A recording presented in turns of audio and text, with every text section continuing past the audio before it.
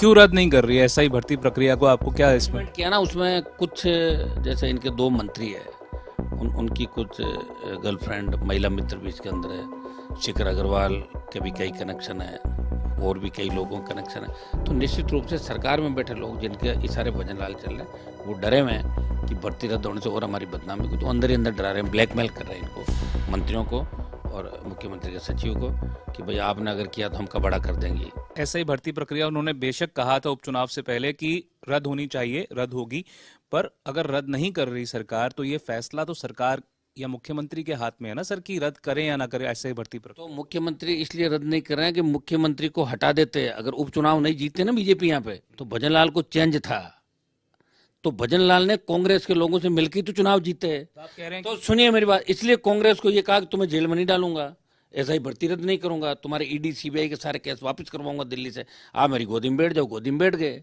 सारे के सारे जो आपने नाम लिए, उनमें मैक्सिमम ज्यादातर नेता, बड़े और भी बड़े नेता, 1 दर्जन और है जो नाम लिए, उनके अलावा जो भारतीय जनता पार्टी के नेताओं के संपर्क में है, लंच डिनर और साथ लेते हैं, दिल्ली में मुलाकातें करते हैं, आधों के तो बिजनेस पार्टनरशिप है, और यहाँ लोगों को उल्लू बनाने के लिए कांग्रेस भाजपा, भाजपा कांग्रेस, राजस्थान को बर्बाद करके रख दिया दोनों पार्टियों ने। तमाम नेता आप कह रहे थे, नाम आप नहीं ले रहे। आरएलपी नाम भी लेंगे ना वक्त आने, बता दिया, आप समझ गए किन के ईडी की रेड हुई, कौन सीबीआई में, पेपर लीक में किन के ऊपर गाज गिर रही है, कौन कौन से घोटालों में कौन थे, आप जानते हो सारी बातें।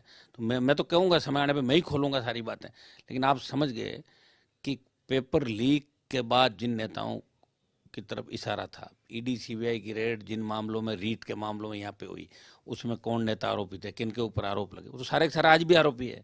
ऐसा हो सकता है कि सरकार चाहे और गिरफ्तार नहीं कर, 10 मिनट लगता है लाके गिरफ्तार, बड़े बड़े नेता देश के अंदर जेल के अंदर गए, इंदिरा गांधी जेल में गई थी, क्यों नहीं जा सकते? लेकिन मिला जुली का खेल है।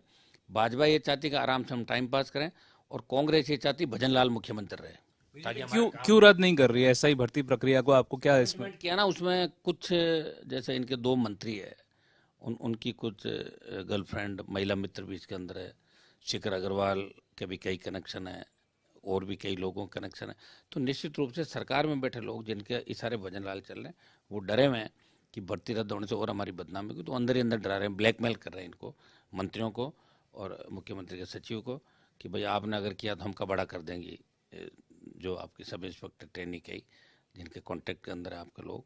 मैंने ट्वीट भी किया महिला मित्र, तो कई और एंगल है, और ऐसा ही भर्ती तो हम रद्द कराएंगे। अब आरएलपी इसकी कमान संभालेगी, और इसको लेके बड़ा आंदोलन हम करेंगे जल्दी।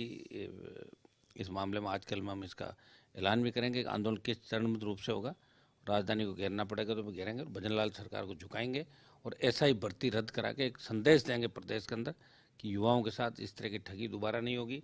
आरपीएससी के अंदर भी जो भी भ्रष्टाचार हो, इसका मामला भी हमने रोज उठाया, रीट का भी उठाया।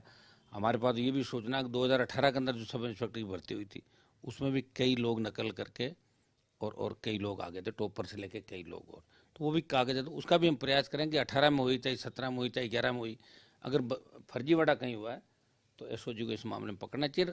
हमने सीबीआई जांच की हमेशा मांग करती, किसी भी मामले की सीबीआई जांच सरकार ने नहीं दी। ये सरकार की मंशा पे सवाल खड़ा करता, आखिर क्यों नहीं सीबीआई से सरकार किसी भी मामले की। और भजनलाल खुद जब सड़कों पे थे, तब एक बीजेपी कहती थी कि हमारी सरकार आते हम ये कर देंगे, वो कर देंगे, हम सीबीआई जांच कराएंगे, हम इनको अंदर डाल देंगे। तो 1 साल में तो कुछ कर नहीं पाए, फिर कब कर देंगे?